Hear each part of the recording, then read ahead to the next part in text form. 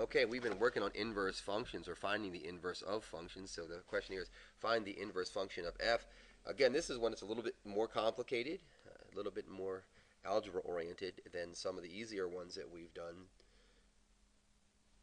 I think the process works just the same. So let's start with our process. And the process, I think the first thing we did was we moved this out of function notation and into y notation. So we just rewrite this as y equals 4x over x minus 2. The only thing we changed was we changed this to this. Now, of course, we know the next thing that we do, and I'm hoping that you're getting this algorithm in your mind. The next thing we do is solve for x. So solve for x.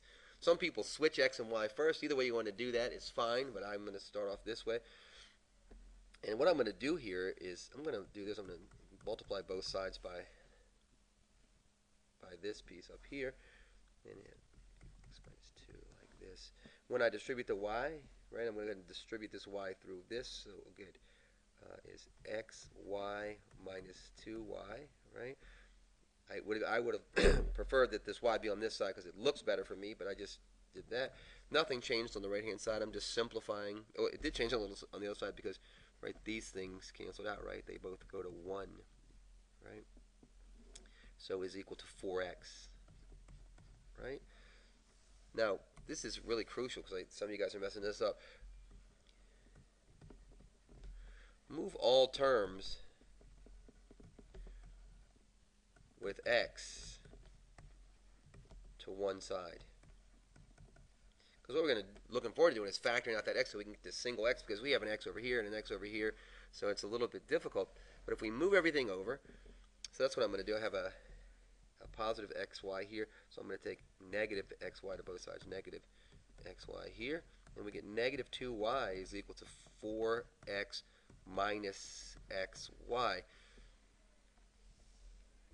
We're going to factor, and the thing is we're trying to get x by itself, so we're going to factor out x, right? So factor out x.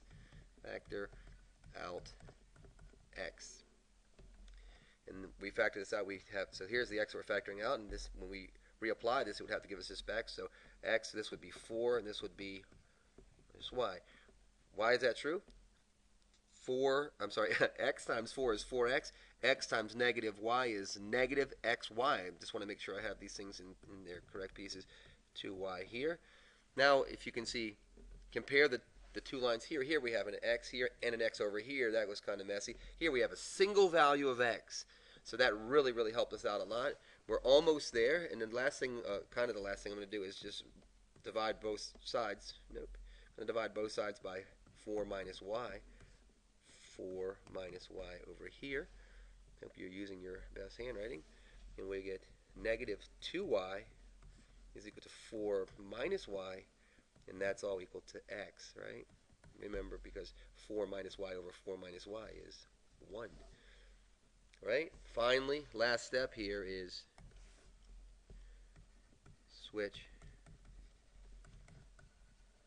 x and y. And if you wonder why you're switching x and y, if you want to change this to the back into function notation, so we do. We get the inverse of f of x is equal to negative 2x over 4 minus x. So I hope that was okay. If you want to here, you can do it this way.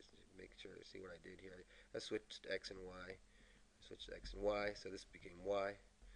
Switched x and y. Every place there was a y, I put x. There's a y here, I put an x there, right? And then back to that function notation. So the inverse f of x. Okay, good work. Take notes on this. It's going to show up on that quiz, I promise. Isn't that a really pretty graph?